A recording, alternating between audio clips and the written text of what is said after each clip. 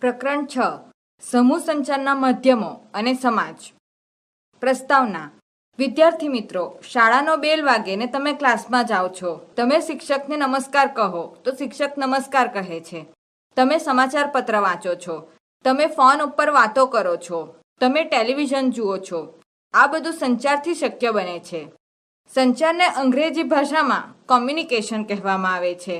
Communication શબ્દ Latin કોમ્યુનથી નિર્મિત છે. હિન્દી ભાષામાં સંચાર, સૂચના, સંચાર વ્યવસ્થા, સંસર્ગ વગેરે જેવા શબ્દો પ્રયોજાય છે.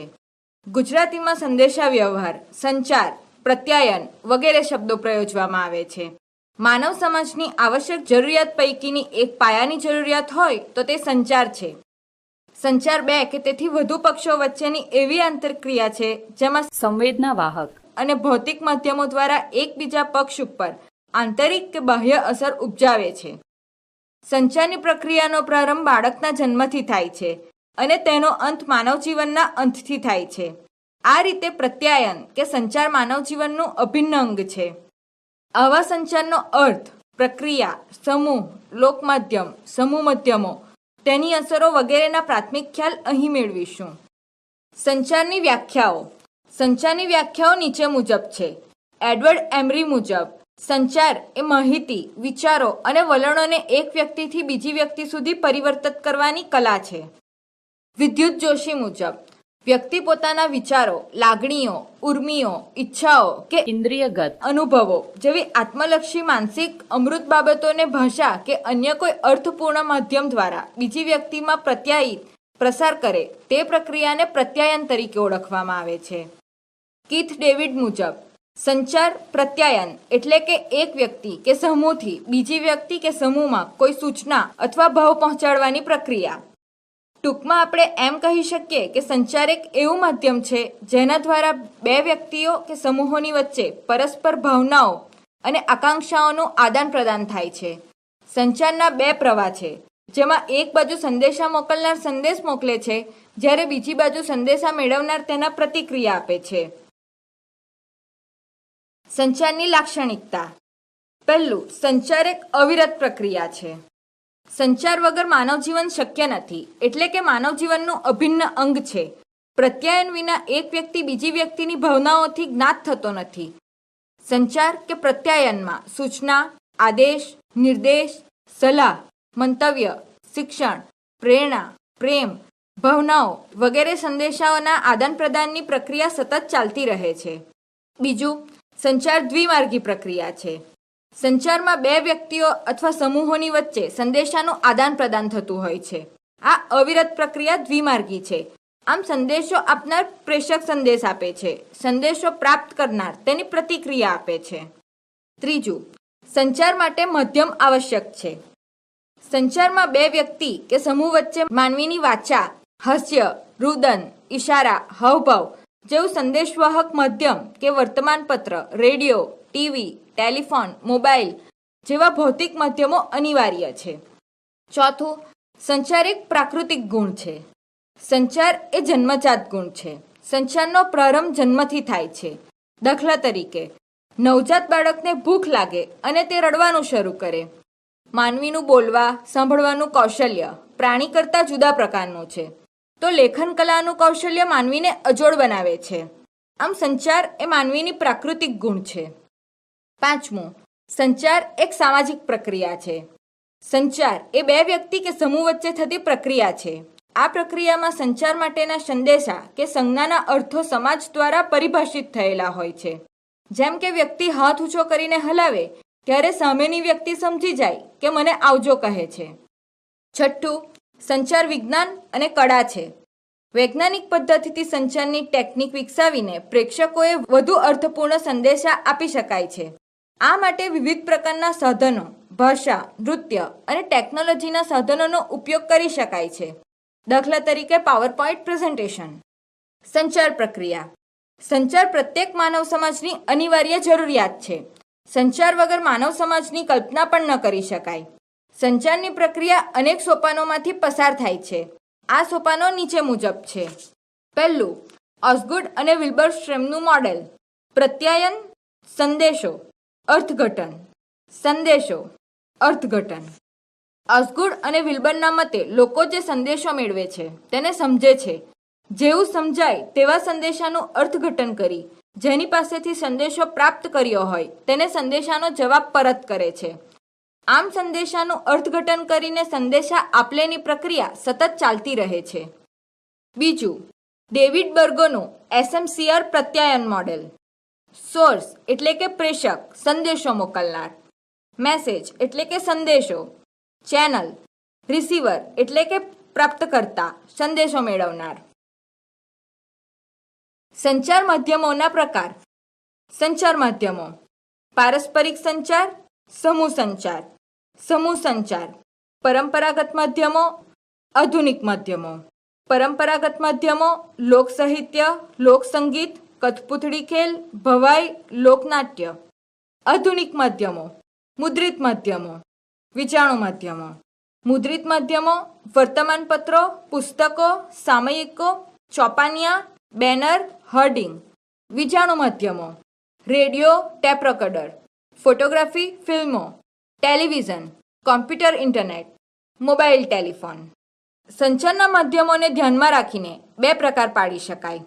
પારસ્પરિક સંચાર: બે કે તેથી વધુ વ્યક્તિ કે સમૂહ વચ્ચે એકબીજાની પ્રત્યક્ષ હાજરીમાં વાતચીત, પ્રેમ, હાસ્ય, રુદન કે કોઈ પણ અભિવ્યક્તિ, કોઈ સંકેત કરે કે કોઈ હાવભાવ વ્યક્ત કરે અને એકબીજા ઉપર અસર ઉપજાવે તેને પારસ્પરિક સંચાર કહેવામાં આવે છે. સમૂહ સંચાર: વિશાળ માનવ સમુદાયોને વિવિધ યંત્ર વિજ્ઞાન, ટેકનોલોજી દ્વારા વિવિધ વિષયો ઉપર સંદેશો પહોંચાડવાનું કાર્ય આ સમૂહ માધ્યમો દ્વારા થાય છે. વિશાળ અને જટિલ સમુદાયમાં ઝડપી સંદેશા પહોંચાડવા માટે વર્તમાનપત્ર, radio, television, computer, mobile, internet વગેરે દ્વારા સમૂહ સંચાર શક્ય બને છે. સમૂહ સંચાર માધ્યમના પણ બે પ્રકાર પાડી શકાય. પરંપરાગત સમૂહ સંચાર માધ્યમો, આધુનિક સમૂહ સંચાર માધ્યમો. પહેલું, પરંપરાગત સમૂહ સંચાર માધ્યમો. પ્રાચીન કાળથી ભારતમાં પરંપરાગત સમૂહ માધ્યમોની બોલબાલા વધતે ઓછે અંશે જોવા મળે છે. લોક સાહિત્ય, લોક સંગીત અને લોકનૃત્ય આ ત્રણેય ભારતના વિવિધ પ્રદેશોમાં પોતાની આગવી ઓળખ ધરાવે છે. દાખલા તરીકે ગુજરાત, સૌરાષ્ટ્ર, કચ્છ વિસ્તારની લોકકથા, લોકવાર્તાઓ, લોકગીત, આખ્યાનો, છંદ, દુહા વગેરે. સામાન્ય રીતે કોઈ વીરકથા, સતીકથા, ધાર્મિક કથા રજૂ થતી. એવી જ રીતે રાજસ્થાન, ગુજરાતમાં ભવાઈ, ઉત્તર પ્રદેશમાં નોટંકી, બંગાળમાં બાઉલ, મહારાષ્ટ્રમાં ભારણ, મધ્યપ્રદેશમાં પંડવા જેવા લોકનાટકોનું ખૂબ જ આકર્ષણ ગ્રામ સમુદાયમાં રહેતું. કઠપૂતળીનો ખેલ, મલ્લલનો ખેલ અને મદારીના ખેલ વગેરે મનોરંજન મેળવવાના પરંપરાગત સમૂહ માધ્યમો છે. આ માધ્યમ દ્વારા લોકો મનોરંજન ઉપરાંત નૈતિક મૂલ્યો અને જ્ઞાન મળતું. વર્તમાન સમયમાં આધુનિક સંચાર માધ્યમોના વિકાસને લીધે તેમાં ઓટ આવી છે. આ પરંપરાગત માધ્યમો આમ તો પારસ્પરિક પ્રત્યક્ષ માધ્યમ હતા. તેમાં યંત્ર વિજ્ઞાન કે ટેકનોલોજીનો અભાવ હતો.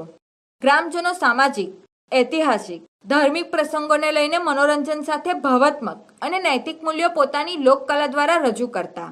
ટેલિવિઝનના કારણે ગ્રામ સમુદાયમાં પરંપરાગત માધ્યમ મોટે ભાગે અસ્ત પામી રહ્યા છે. બીજું, આધુનિક સમૂહ સંચાર માધ્યમો. આ સમૂહ માધ્યમોને બે ભાગમાં વહેંચી શકાય. અ. મુદ્રિત માધ્યમો: વર્તમાનપત્ર, પુસ્તકો, સામયિકો, પોસ્ટર, હોર્ડિંગ, ચોપાનિયા. બ. વિજાણુ માધ્યમો: રેડિયો, ફોટોગ્રાફી, ફિલ્મો, ટેલિવિઝન, કમ્પ્યુટર, મોબાઈલ, ઇન્ટરનેટ. હવે આપણે આ બંને પ્રકારના સંચાર માધ્યમોની વિસ્તૃત સમજ મેળવીએ. અ. મુદ્રિત માધ્યમો: જર્મનીમાં 1440માં ગુટેનબર્ગે છાપકામની ટેકનોલોજી એટલે કે પ્રિન્ટિંગ પ્રેસનો વિકાસ કર્યો. ત્યારથી એક સાથે હજારો આવૃત્તિઓમાં છાપકામની શરૂઆત થઈ. પ્રારંભમાં નાના ચોપાનિયા સ્વરૂપમાં સમાચાર છાપીને વર્તમાનપત્ર શરૂ કરવામાં આવ્યા. ધીમે ધીમે આ વર્તમાનપત્રો દૈનિક વર્તમાનપત્ર સ્વરૂપમાં રજૂ થયા. તેમજ તે સમયે હસ્તલિખિત પુસ્તકો પણ છપાવા લાગ્યા. માટે એમ કહી શકાય કે યંત્ર વિજ્ઞાન અને ટેકનોલોજીની સાથે આધુનિક યુગની શરૂઆત થઈ. ભારતમાં વર્તમાનપત્રની શરૂઆત 18મી સદીના ઉત્તરાર્ધમાં જાન્યુઆરી 1780માં જેમ્સ અગસ્ત હકીએ અંગ્રેજી ભાષામાં બંગાળ ગેઝેટને સાપ્તાહિક સ્વરૂપે પ્રકાશિત કર્યું ત્યારથી થઈ હતી. ભારતનું સૌપ્રથમ દૈનિક વર્તમાનપત્ર કલકત્તા ગેઝેટ હતું. સ્વતંત્ર ભારતમાં યુનાઇટેડ ન્યૂઝ ઓફ ઇન્ડિયા નામની એક કંપની સ્થાપવામાં આવી. તેનું કાર્ય સમાચાર આપવાનું છે. 27 ઓગસ્ટ 1947માં પ્રેસ ટ્રસ્ટ ઓફ ઇન્ડિયા પીટીઆઈની સ્થાપના કરવામાં આવી. આ સમાચાર પત્રો આંતરરાષ્ટ્રીય, રાષ્ટ્રીય, પ્રાદેશિક અને સ્થાનિક એમ 4 કક્ષાએ રજૂ થયા, જેમાં સ્થાનિક કક્ષાની શરૂ કરી આંતરરાષ્ટ્રીય કક્ષા સુધીની તમામ ઘટનાઓ અને વિગતો પ્રકાશિત કરવામાં આવતી. પરંતુ નિરક્ષરતા છે ત્યાં આ મુદ્રિત માધ્યમો ઓછા અસરકારક બની શકે છે. વળી મુદ્રિત માધ્યમોમાં પાઠ્યપુસ્તકો, ધાર્મિક ગ્રંથો, નવલકથાઓ, કાવ્યો, નાટકો વગેરે મહત્વની ભૂમિકા ભજવે છે. હાલ કોમ્પ્યુટર સાથે જોડાયેલ ડિજિટલ ટેકનોલોજીને કારણે બીબા પ્રિન્ટિંગ ટેકનોલોજીનો અંત આવી ગયો છે. ડિજિટલ ટેકનોલોજીને કારણે વિવિધ પ્રકારના પ્રિન્ટર, ફોટોકોપી મશીન વગેરે દ્વારા પ્રિન્ટિંગ ઘણું સરળ અને ઝડપી થવા લાગ્યું છે. ટેલિવિઝન, કોમ્પ્યુટર, ઇન્ટરનેટ, સ્માર્ટફોન વગેરેને કારણે વર્તમાનપત્રો, પુસ્તકો, સામયિકોના વાંચનના પ્રમાણમાં ઘણો ઘટાડો જોવા મળે છે. વિજાણુ માધ્યમો. વિજાણુ સમૂહ સંચાર માધ્યમો ઇલેક્ટ્રોનિક માધ્યમોથી ઓળખાય છે, જેમાં રેડિયો, ફોટોગ્રાફી, ફિલ્મો, ટેલિવિઝન, કમ્પ્યુટર, મોબાઈલ, સ્માર્ટફોન વગેરેનો સમાવેશ થાય છે. પહેલું રેડિયો. રેડિયોનો આવિષ્કાર 1921માં ઇટાલીના વૈજ્ઞાનિક માર્કોનીએ કર્યો હતો. આકાશવાણીનું સૌ પ્રથમ કેન્દ્ર ઇંગ્લેન્ડમાં સ્થપાયું. ભારતમાં રેડિયો પ્રસારણનો પ્રારંભ 1923માં ખાનગી સ્વરૂપે મુંબઈમાં ક્લબ રેડિયો સ્વરૂપે થયો. ત્યારબાદ 1927માં રેડિયોનો પ્રારંભ મુંબઈ અને કોલકાતામાં 2 સરકારી ટ્રાન્સમીટરની સ્થાપના દ્વારા થયો. 1930માં રેડિયો સ્ટેશનનું સંચાલન અને નિયંત્રણ સરકાર દ્વારા કરવામાં આવ્યું અને તેનું ભારતીય પ્રસાર સેવા નામ આપવામાં આવ્યું. 1936માં આ નામ બદલીને ઓલ ઇન્ડિયા રેડિયો કરવામાં આવ્યું. ત્યારબાદ 1957થી ભારતમાં તે આકાશવાણી તરીકે જાણીતું છે. તેનું ભારતના સૂચના અને પ્રસારણ મંત્રાલય દ્વારા સંચાલન કરવામાં આવે છે. વર્તમાન ભારતમાં કુલ 187 રેડિયો સ્ટેશન અને 180 રેડિયો ટ્રાન્સમીટર દેશનો કુલ 83% વિસ્તાર અને 96% જનસંખ્યાને આવરી લે છે. ભારતના દુર્ગમ અને અંતરિયાળ ભાગમાં રેડિયો અસરકારક માધ્યમ છે.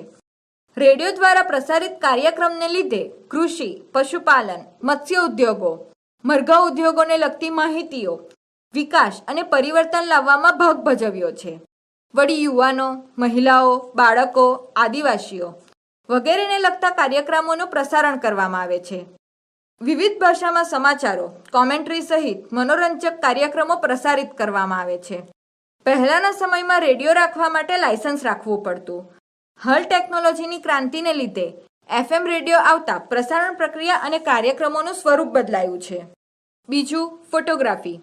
અમેરિકાના જ્યોર્જ ઇસ્ટમેને 1888માં કોડેક બોક્સ કેમેરાની શોધ કરી.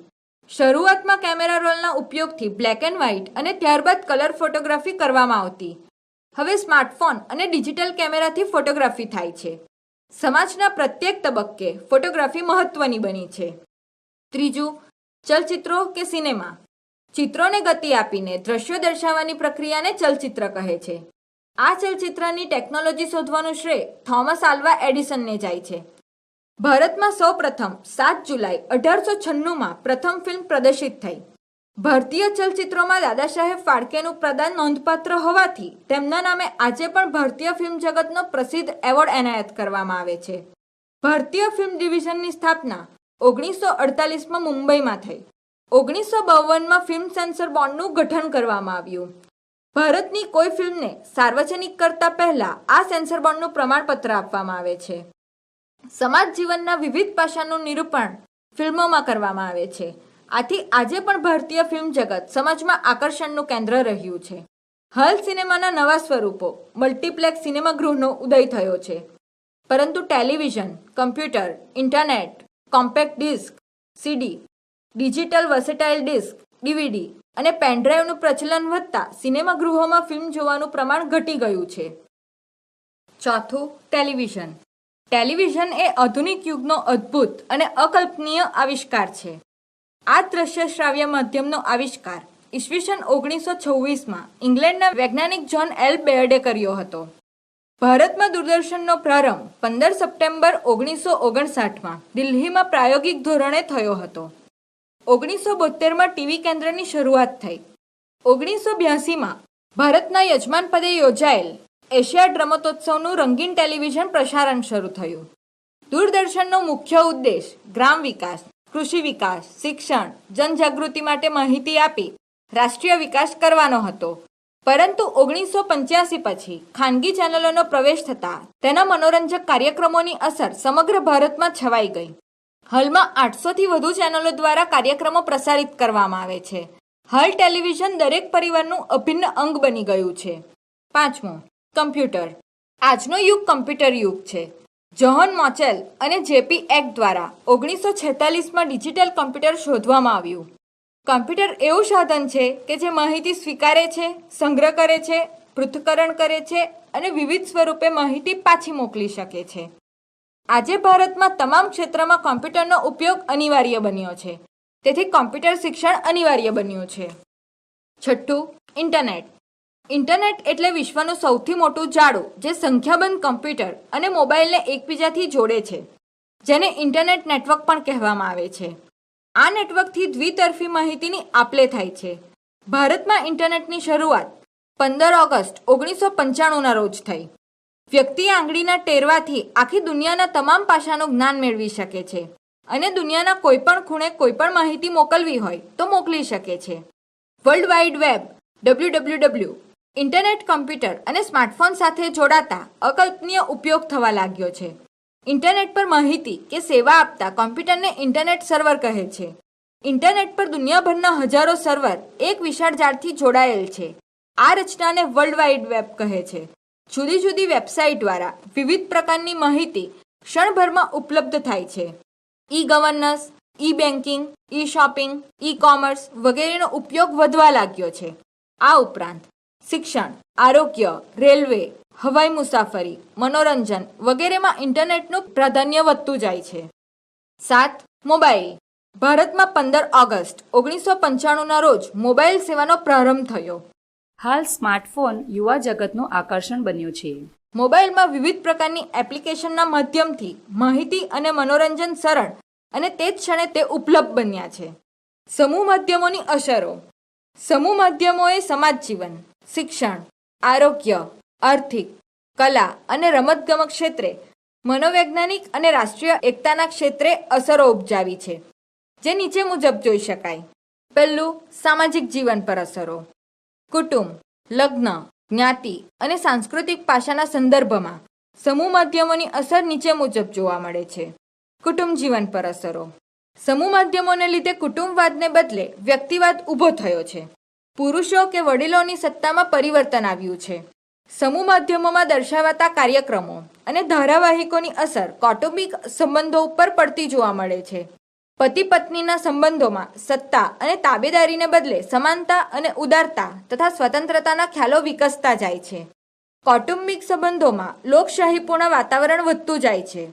વિવિધ માધ્યમોની અસરને લીધે પ્રાપ્ત માહિતીને કારણે શિક્ષણની અનેક તકો વધતી જાય છે, જેને લીધે બાળકો સ્વતંત્ર રીતે પોતાની શૈક્ષણિક કારકિર્દી બનાવી શકવા સમર્થ બને છે. દીકરી અને દીકરાના જન્મ, ભેદભાવ કે ઉછેરમાં સમૂહ માધ્યમોએ નવી જાગૃતિ ઊભી કરી છે. સમૂહ માધ્યમોમાં આવતી જાહેરાતોને લીધે કુટુંબમાં વિવિધ સભ્યોની આજીવિકાની તક મળતા સ્થળાંતર વધ્યું છે. પરંતુ માધ્યમોને લીધે રોજબરોજનો સંપર્ક પણ ચાલુ રહે છે. સમૂહ માધ્યમોએ કૌટુંબિક જીવન પ્રણાલી ઉપર હકારાત્મક અને નકારાત્મક અસરો નિપજાવી છે. લગ્ન વ્યવસ્થા. સમૂહ માધ્યમોએ લગ્ન માટે જીવનસાથીની પસંદગીમાં કુટુંબ વડીલોને ગૌણ અને લગ્ન કરનારા યુવક યુવતીઓનો પાયાનું સ્થાન આપ્યું છે. તેથી લગ્ન પહેલા એકબીજાની મુલાકાત દ્વારા યુવક યુવતીની ઉંમર, દેખાવ, શિક્ષણ, વ્યવસાય, સ્વભાવ અને કુટુંબ વગેરે બાબતોને મહત્વ આપી જીવનસાથીની પસંદગી કરે છે. આમ સ્વપસંદગી, પુખ્ત વયે લગ્ન, બાળ લગ્ન વિરોધ, લગ્નમાં દહેજ ના લેવું જોઈએ વગેરે વલણો સમૂહ માધ્યમો ઘડી રહ્યા છે. સાથે લગ્નમાં યુવક યુવતીના ગુણ કરતા મંડપ કે ભોજનના ઠાઠમાઠના ખર્ચમાં વધારો કરવા આ માધ્યમો પ્રેરી રહ્યા છે. પતિ પત્નીએ સહજીવન બંધ બેસતું ન હોય તો પડ્યું નાનું નિભાવી લેવું એ ખ્યાલ દૂર થઈ રહ્યો છે. એટલે છૂટાછેડાથી લગ્ન જીવનનો અંત લાવીને નવા જીવન માટે માર્ગ મોકળો કરવામાં સમૂહ માધ્યમોની ભૂમિકા મહત્વપૂર્ણ રહી છે. જ્ઞાતિ વ્યવસ્થા. જ્ઞાતિના કોટિક્રમ ખાનપાન, વ્યવસ્થા અને નાગરિક તથા ધાર્મિક અસમર્થતાની બાબતમાં ગાંધીજી કે ડૉક્ટર બાબા સાહેબ આંબેડકરની અસ્પૃશ્યતા સામેની લડતમાં મુદ્રિત માધ્યમોએ ઘણો ફાળો આપ્યો હતો. ત્યારબાદ ભારતના બંધારણ અને કાયદાથી ભેદભાવ દૂર કરવામાં આ માધ્યમો મદદરૂપ થયા. આધુનિક માધ્યમોએ ખાનપાન, વ્યવસ્થા તથા નાગરિક હકોની ભેદભાવવાળી પ્રણાલીને ઉખેડીને ફેંકી દીધી છે. આંતરજ્ઞાતીય લગ્નોને પ્રોત્સાહન આપી રહ્યા છે. વ્યક્તિ કે કુટુંબ ઉપર જ્ઞાતિની મજબૂત પકડ ઢીલી પાડવામાં સમૂહ માધ્યમોની ભૂમિકા મહત્વની બની રહી છે. સંસ્કૃતિ. ભારતીય સમાજ અનેક ધાર્મિક સંપ્રદાયો ધરાવતો દેશ છે. આ સંપ્રદાયોમાં અનેક વિધિવિધાનો, માન્યતાઓ, શ્રદ્ધાઓ, વહેમ અને અંધશ્રદ્ધાઓ જોવા મળે છે. જેમાં સમૂહ માધ્યમો ઘણા વિધિવિધાન, માન્યતાઓ કે અંધશ્રદ્ધાઓ વિશે વૈજ્ઞાનિક જ્ઞાન આપીને લોકોને જાગૃત કરે છે. સાથે આ માધ્યમો શ્રદ્ધાઓ, માનવ ધર્મ અને યોગનો પ્રચાર પણ કરે છે. વળી જન્મદિનની ઉજવણી, મેરેજ એનિવર્સરી, વિવિધ તહેવારો કે ઉત્સવોની ઉજવણી સમૂહ માધ્યમો ખૂબ ઠાઠમાઠથી ઉજવવા પ્રેરે છે. દીકરીના જન્મને આવકારવા સમૂહ માધ્યમો પ્રોત્સાહન આપી રહ્યા છે. મૃત્યુના પ્રસંગોમાં પણ લાંબા અને ઊંડા શોખ અને વિચિત્ર રિવાજોને માત્ર બેસણામાં ફેરવવાનું કાર્ય આ સમૂહ માધ્યમો દ્વારા થાય છે. બીજું, ભૌતિક વસ્તુઓના ઉત્પાદન અને સેવાઓનો પ્રચાર. મુદ્રિત માધ્યમ અને વિજાણુ માધ્યમોમાં વિવિધ ચીજવસ્તુની ખરીદી કરવા પ્રેરતા વારંવારના વિજ્ઞાપનોને કારણે લોકોએ આ ચીજવસ્તુ તરફ આકર્ષવા અને તેને ખરીદી કરવા કે ઉપભોગ કરવા પ્રેરે છે.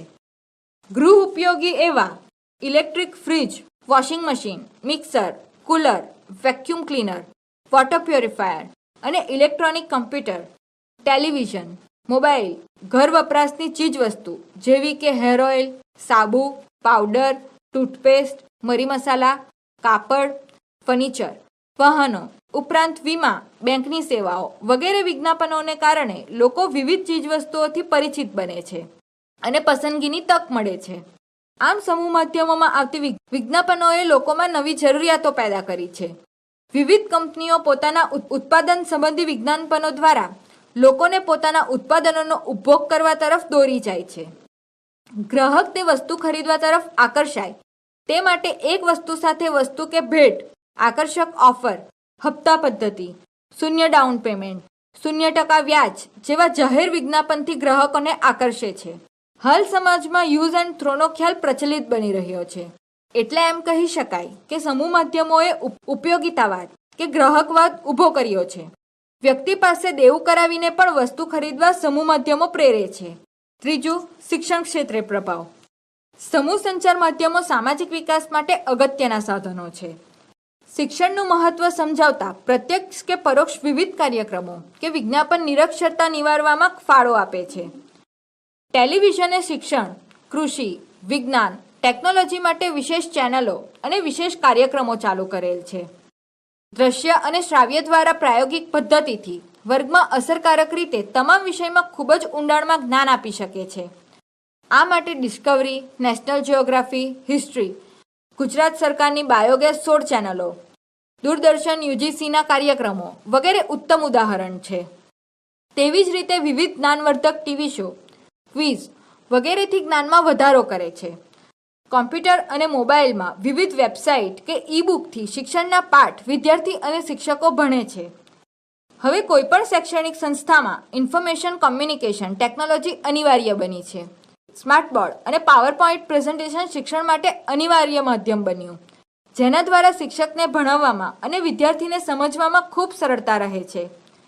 સમૂહ માધ્યમો ટ્રાફિકના નિયમો, મતદાર જાગૃતિ, વૃક્ષારોપણ, પ્રદૂષણ, વ્યસનો, રક્તદાન, ચક્ષુદાન, ઉર્જા બચાવો, પાણી બચાવો વગેરે નાગરિક જાગૃતિનું શિક્ષણ આપે છે.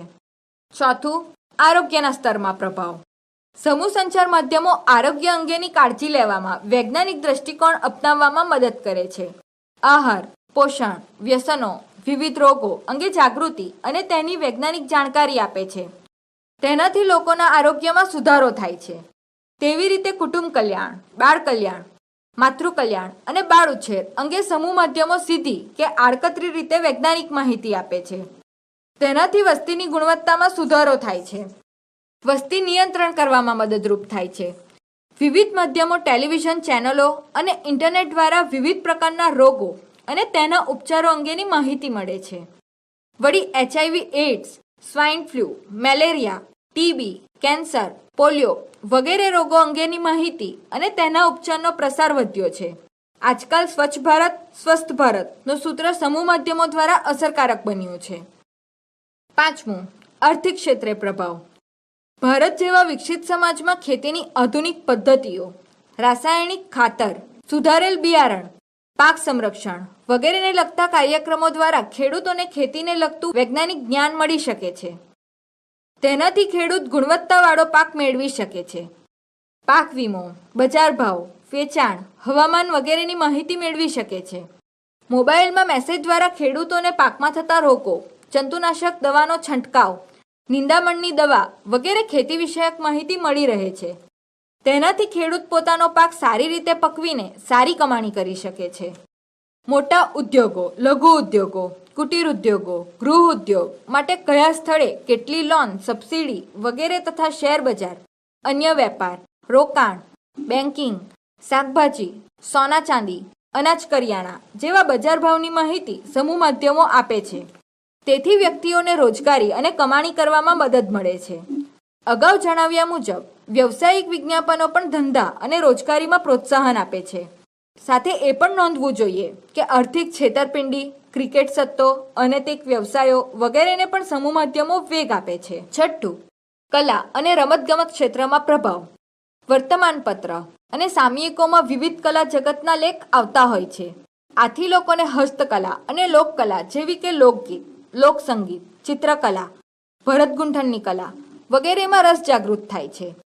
રેડિયો ટેલિવિઝન ઉપર આવતા વિવિધ લોકસંગીત, શાસ્ત્રીય નૃત્ય, સંગીતના કાર્યક્રમો, વિવિધ સંગીત, નૃત્ય, કોમેડી, અભિવ્યક્તિની સ્પર્ધાઓ પણ લોકોના કૌશલ્ય વિકસાવવા અને કારકિર્દી ઘડવામાં મદદ કરે છે. ફિલ્મ ટેલિવિઝનની વિજ્ઞાપનો, સિરિયલ, ફિલ્મોમાં અભિનય કલા અને નાટ્યકલા વિકસાવવા માટે પ્રોત્સાહિત કરે છે. ટેલિવિઝન જેવા સમૂહ માધ્યમમાં રમતગમતની વિશેષ ચેનલો દ્વારા ઓલિમ્પિક, એશિયાડ, કોમનવેલ્થ કે રાષ્ટ્રીય રમતોનું અને ક્રિકેટ, કબડ્ડી જેવી રમતોના જીવન પ્રસારણથી લોકોનો રમતગમતમાં રસ વધી રહ્યો છે. 7. મનોવૈજ્ઞાનિક અને અંગત અસરો. વ્યક્તિના વિચારો, માન્યતાઓ, ટેવો, આવડત, પદ્ધતિઓ કે વર્તન બદલીને વ્યક્તિનો વ્યક્તિત્વ વિકાસ કરવામાં સમૂહ માધ્યમોનો ફાળો અગ્રગણ્ય છે. આ માધ્યમો પ્રેરક વ્યક્તિઓના ઇન્ટરવ્યૂ કે જીવન પ્રસંગો દ્વારા સામાન્ય માનવીને પણ જીવન જીવવામાં આગળ વધવાની પ્રેરણા પૂરી પાડે છે. વ્યક્તિને સમૂહ માધ્યમો પ્રેરણા, પ્રોત્સાહન, સંઘર્ષ, સાહસના ઉદાહરણ પૂરા પાડીને વ્યક્તિની કારકિર્દી ઘડતરમાં મદદરૂપ થાય છે.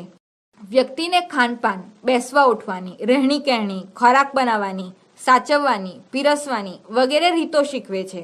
સમૂહ માધ્યમોએ માનવ જીવન પર હકારાત્મક અને નકારાત્મક અસરો ઉપજાવી છે.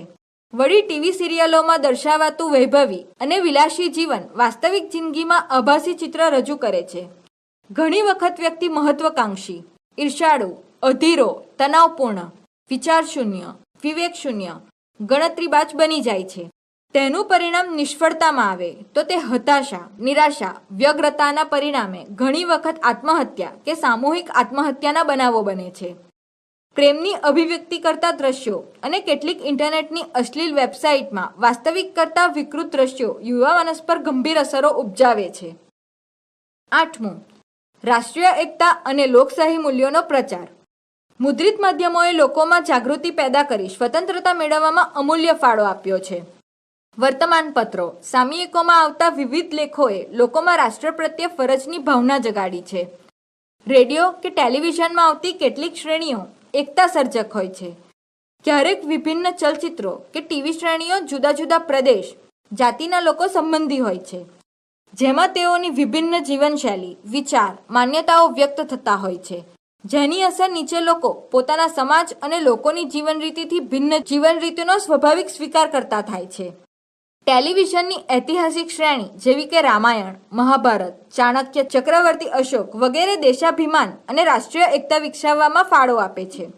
સમૂહ માધ્યમો લોકશાહીના પાયા સમાન મતદાતાઓને મતદાન માટે જાગૃત કરવાનું અને વિવિધ રાષ્ટ્રીય પક્ષોના ચૂંટણી ઢંઢેરાથી પરિચિત કરાવીને કોને મત આપવો એ નિર્ણય કરવાનું કાર્ય કરે છે.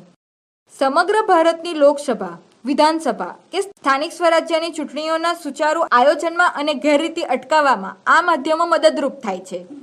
ચૂંટણીઓના સંભવિત પરિણામ અને વાસ્તવિક પરિણામોને ખૂબ તલસ્પર્શી વિશ્લેષણથી રજૂ કરી લોકોને તેની કાર્યવાહીથી અવગત કરાવે છે. આમ સમૂહ માધ્યમો રાષ્ટ્રીય એકતા અને લોકશાહીના પાયા મજબૂત કરવામાં આશીર્વાદરૂપ બન્યા છે.